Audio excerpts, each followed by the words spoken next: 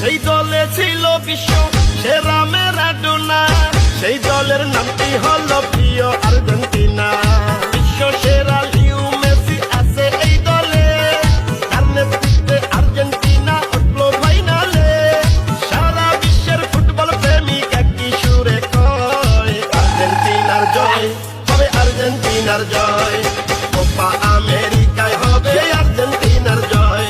সেই দলে ছিল বিশ্ব সেরা ম্যারাডোনা, সেই দলের নামটি হলো প্রিয় আর্জেন্টিনা।